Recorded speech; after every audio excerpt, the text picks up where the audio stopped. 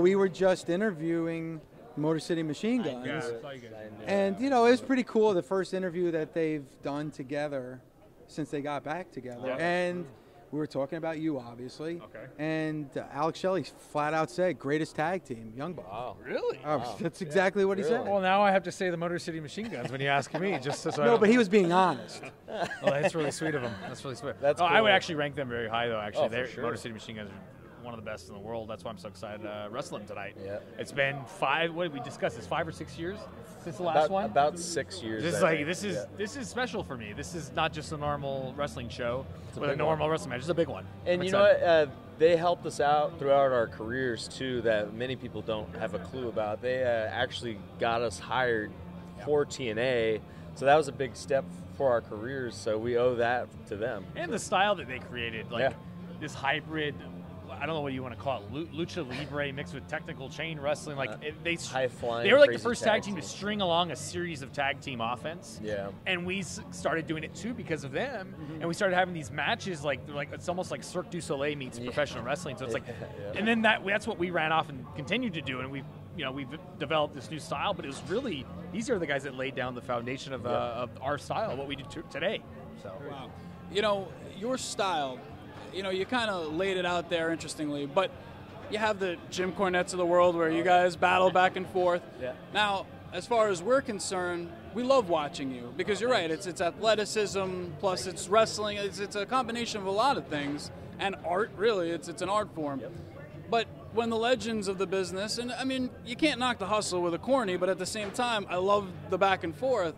What do you say to no selling and all that stuff? Well, what is the conversation? What's the narrative there from your guys' end? We plain out just say you're outdated and this is what's hot and this is what's new and you just got to move on.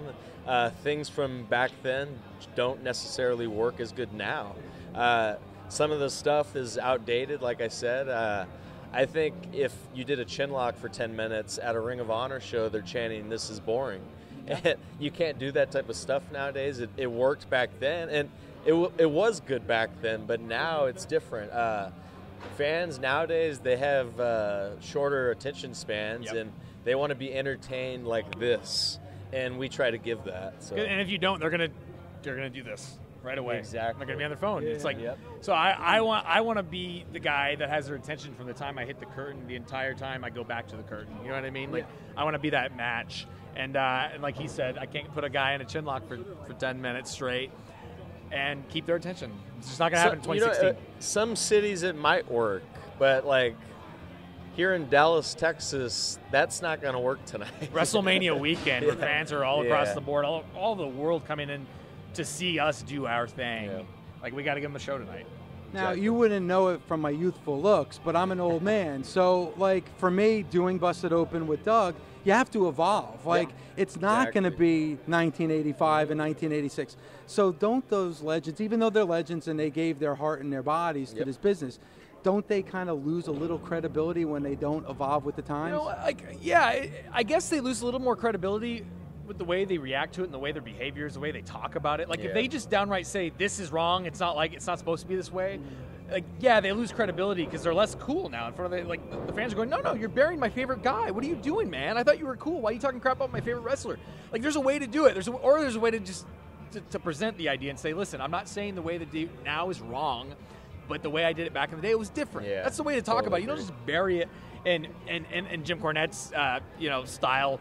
Do a shoot interview for an hour on your podcast and curse and say all these things and how about how we should be hung in Times Square for doing a certain spot or something. It's that's when people look at you and go, that's when you cross the line. Yeah, that's when you lose that credibility. And I'm glad you brought that up because we're satellite radio, so we can at times use a little racy language, but we choose not to because I always found out once you start cursing, you kind of lose that credibility. You kind of lose your audience. Isn't that kind of part of it? Hey, man, it's a shortcut. It's so easy. It's I need a quick pop, or I need to get their attention real fast. I'll say a curse word.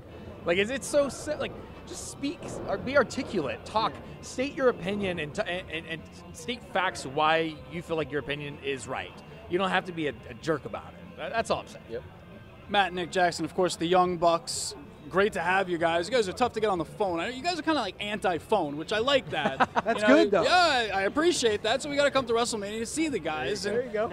Now, you guys mentioned the TNA for a second. The Gen Me experience. What did you guys learn from it? What do you take from it now? We learned certain things like being able to wrestle for a TV audience, more like stuff like business savvy type of things, like learning. What's that? Self-worth. Yeah, self-worth. Oh, that's a big one right there.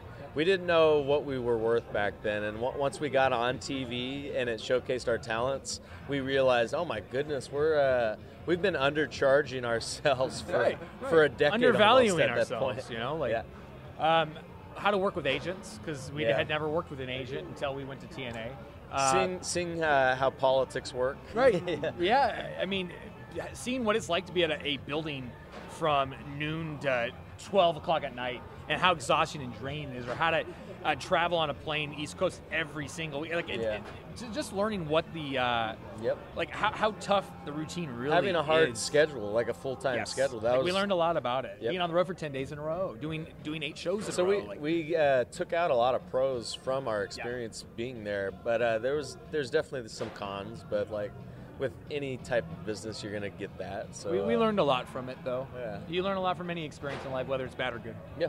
You mentioned the schedule. How tough is the schedule with families? I mean, you know, it's hard for me, just Doug and I, with kids and with your wives. guys are both family and both in Japan quite a bit. Just to go for this weekend is tough. How do you do it with a wrestling schedule? You bring my wife out. Like I brought my wife out this weekend to the show.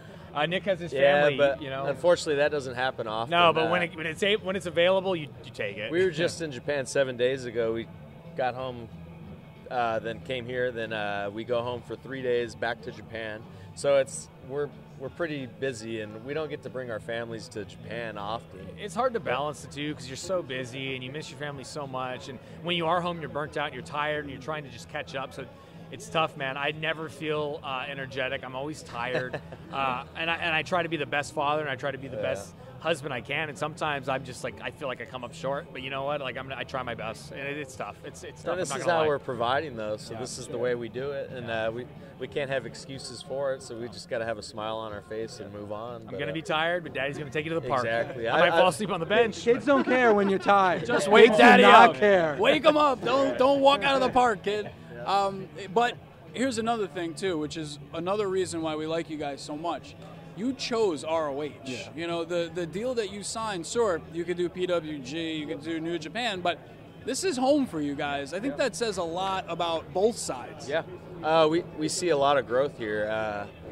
Man, when we were here during the Cornette era, we like to say things weren't looking good. And so he actually fired us, got us out of here. And it took us a while to come back, and once we did, we couldn't believe the growth that happened in that short a period of time. We're like, wow, this place is catching on. And with the New Japan connection, things started growing even more, and we saw the attendance rise. We saw people buying merch more. We saw the paychecks getting higher and higher, and they approached us with an offer that pretty much we couldn't refuse, because it was pretty much, hey, guys, we want you guys to stop wrestling on the indie scene. We're going to pay you this amount. This is pretty close to what you guys did last year, just doing indies. This is what we're offering. And we're like, wow. And it's guaranteed money. Exactly. And you get to be home a little bit more. And we got the PWG deal kicked into that, which is a favorite of ours. How do you say no to that? Because we've been there for almost a decade, so it's hard not to do it at this point. It's pretty much like home, and like I said earlier, the New Japan connection, we make money with that too. So it's like, man, this is adding up, and the schedule's better now. This schedule this year, it's better than what we were doing last year, and we're making more money, and it's guaranteed. So if he gets injured tonight, we'll still have a check. Don't even say that. Let's not hope that doesn't happen. Specifically tonight, if it happens tonight. Let me knock on wood. You know what I mean? Right here. Jeez. But for example, I'm just saying we'll say a prayer later on, and God will protect him tonight. Let's hope. You mentioned it with injuries. Do you worry at all before you get, because your style of wrestling? Every match. I say a prayer every night before I wrestle, because I'm pretty religious, so I believe in that, and it's helped me for 13 years now without a serious injury. So there should be some luck to that. You try to be as safe and spectacular as you can. You know, you give them the act, but you try to be as safe. And you want to come home that night, or do you want to come to your hotel room, not hobbling, not in pain, not hurt, but still put on a great show. But we're always hurt, so that's not seriously hurt. You wear it well. It's impressive.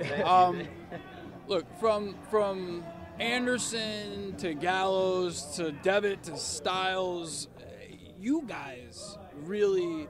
Yeah, when it came to the Bullet Club, like, who really had more of an impact in terms of the phenomenon, in terms of the merchandising, in terms of, like, you go to arenas and Bullet Club shirts, it doesn't matter where you're at. They're everywhere. Yeah. They're everywhere. I mean, you guys are probably 1A, 1B, whichever way you want to look at it, the reason why the Bullet Club went to that whole nother level globally. Thanks for saying that, man. That's flattering. That's huge, because we feel like that there's some truth to that, because we feel like the Bullet Club was a cool thing at first, and maybe it was because of us, but when we joined New Japan, things skyrocketed. We took our fan base that we've been building on the independents for so long, we took them to Japan, and they never really watched New Japan Pro Wrestling. At least some of the niche audience people we have a big following, we have a cult following. And you know what? We know how to market our T-shirts. Yep. And as soon as we saw that Bullet Club shirt, we're like, we got to market the crap out of that. It was a cool design, but you know what? It's a team collaboration. Yeah, for sure. It's like all these guys that you mentioned, we all hit it off so well. We had this undeniable chemistry. We all brought out a certain side of each other that no one else had ever seen. So it's like when we were all in a room together, it was special. Yeah. And I think people not only just bought the shirt because it was a cool shirt, they bought the shirt because of what the shirt defined a good time, it defined a party, defined the cool thing. And we all created cool. It's hard to do that. Call me crazy for a second, but NWO, Austin 316, I'm talking not just the phenomenon, but even merchandising-wise. Bullet Club. I mean, it's definitely there's synergies there. Yeah, it's definitely up there. I think all-time non-WWE shirt, it's got to be at least up there with the NWO, right? But that's considered a WWE shirt now, The only difference is we did not see a penny of it. Oh, jeez. Hey, New Japan got rich on it at least. But But you know what? That's not necessarily true. Not off that shirt direct, but like we made some money on it. We've made money on the Bullet Club thing. It's helped us. Every guy from Bullet Club's gotten a better deal because of it. So we're all benefiting from it. So there you have it. The Young Bucks are WWE, but no, I'm kidding. I mean, in all seriousness, you got to be happy for Balor. You got to be AJ. I mean, they're thriving. AJ, just incredible. We talked to him this morning. Couldn't be happier. I mean, obviously, like yourselves, a family man. Now being stateside more helps him schedule-wise. Oh, yeah, for sure. He's a great guy. Great guy. I'm happy for all those guys, man. They all deserve it. They're all hustlers. They're globe-trotting wrestlers who have been doing this for years, and they're the best in the world. And if anyone deserves it, it's them. They're the good guys. They deserve it. Doug mentioned our AJ interview from this morning. He had like one goal in mind that he never thought he would achieve, and that was wrestling at Madison Square Garden. Is there that one goal for you? I would love to wrestle and rock Madison Square Garden one day. I think that'd be kind of cool. But, man, I don't know. We've done quite a bit. The one goal that I always tell my family is just to continue to make as much money as possible and to stay healthy. And if that means going to WWE, so be it. If that means staying here, so be it. Whatever is best for my family, it comes down to it. And I think you would agree with that too. Yep. I just want to be happy. I want to keep my health, keep my body, keep my family. If I can do all those things, then I'm a happy man. Really, the consensus is best in the world. You're going to be hard-pressed to argue. Matt, Nick, the Young Bucks, awesome stuff, man. So glad to catch up with you guys. Thank you. Guys. Thank you so much. I almost bowed down because I'm so used to being in Japan. Thank you so much. Thanks for the time. Really appreciate it. Thank you.